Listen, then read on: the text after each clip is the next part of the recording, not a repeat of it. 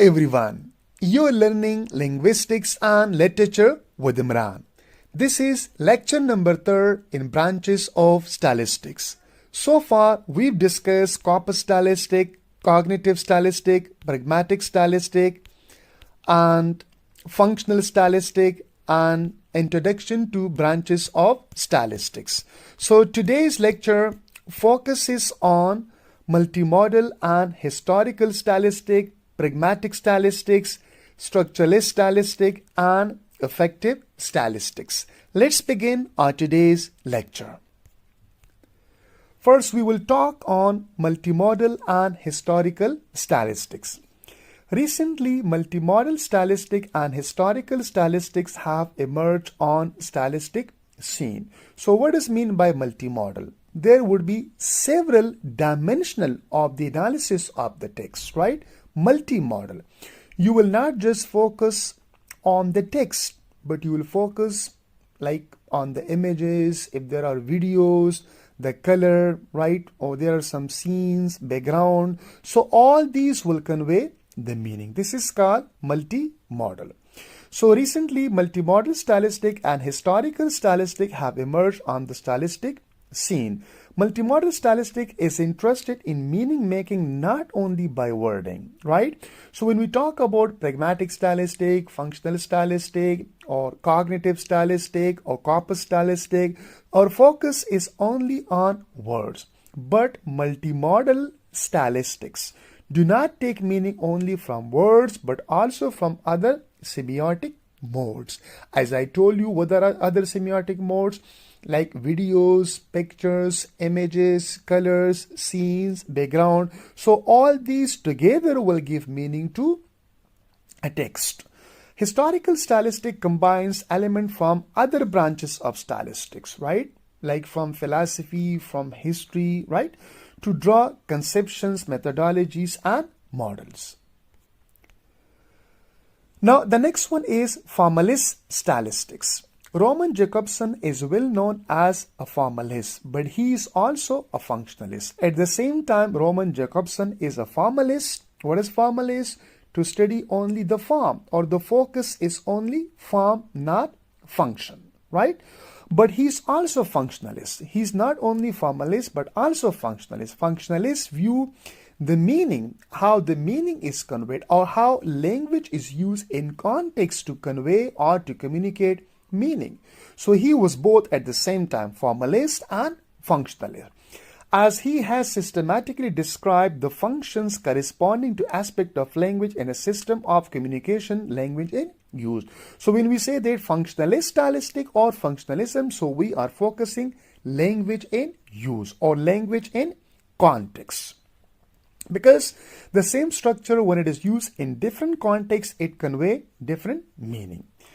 Jakobson becomes functionalist by relating language to its communicative setting, that in which communicative setting language takes place. What is the context? But a poetic function is a special case where the linguistic artifact has no function beyond itself, where as it were language turns into itself. When we talk about like the poetic functions, right? So then that is the primary function of a language. He says, but a poetic function is a special case where the linguistic artifact has no function but beyond itself, where language turns into itself, right? But other way, like if you use language in context, then it has meaning, or it takes meaning from the context. But in poetic function, the special is a special case where meaning it has a special meaning, and there like a linguistic artifact has no function, right? Now, formalists continue here. A goal-oriented multi-functionalism means a function that presupposes some kind of orientation towards a goal. Like conative use of language serves to influence the addressee in some way. Conative use of language, right? And emotive use of language serves to express opinion or attitude. And emphatic use of language serves to establish or maintain contact with one's interlocutor. So here we have different, right, use of language. One is cognitive, one is emotive, and one is affective. So, cognitive use of language is related to the mental process, and emotive use of language is related to emotions or feeling, and emphatic use of language, that language for particular purpose. Formalist multifunctionalisms. Multifunctionalism is the norms a given utterance or text may have, and in general will have more than one function. So when we say multifunctionalism, so one text or one form can have different functions or several functions. One function may be dominant over the other functions, as Leach observes. Within this framework, poetry or literature is definable as that kind of text in which the poetic function is dominant over other. So this is a special case again, that every text can have several functions. But when we come to literature or when we come to poetry, so it is definable as that kind of text in which the poetic function is dominant over other, as we talked here, right? But poetic function is a special case.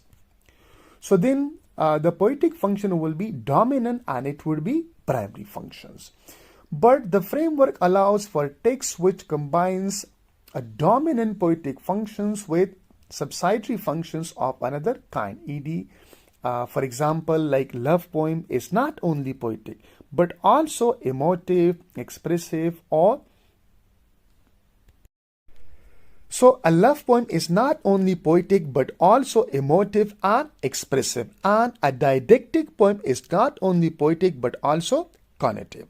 So one of the feature or one of the function of this poem would be dominant over other. For example, if we say that it is a love poem, so this function would be dominant over like emotive and expressive. And if we say that this poem is a didactic poem, so this feature, a didactic feature, would be dominant over like cognitive.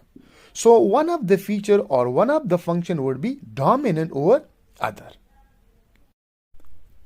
A didactic poem is not only poetic but also cognitive, right? So a love poem is not only poetic but also emotive and expressive, and a didactic poem is not only poetic but also cognitive. Now here we will talk on structural stylistics.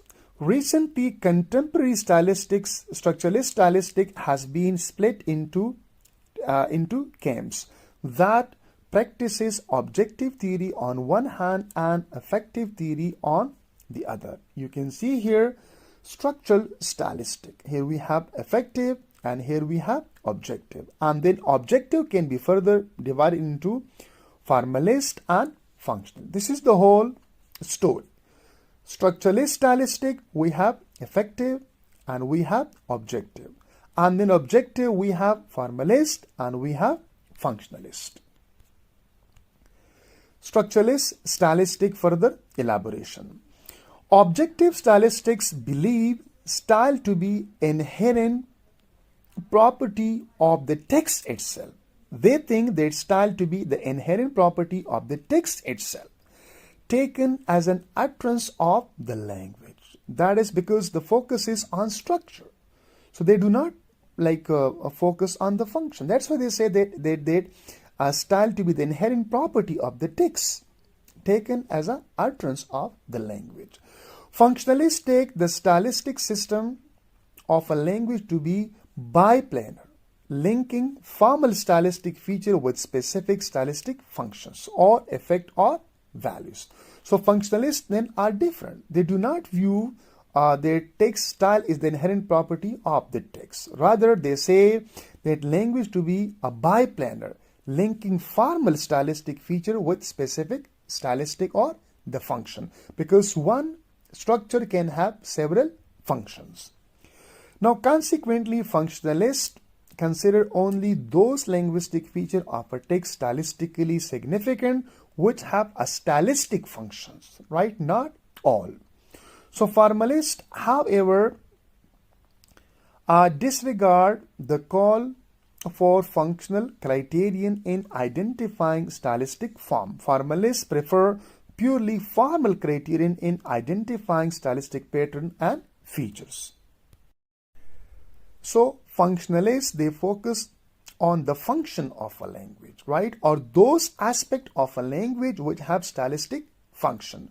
While formalists, they focus on the form alone, right? They do not focus for the functional criteria in identifying stylistic form.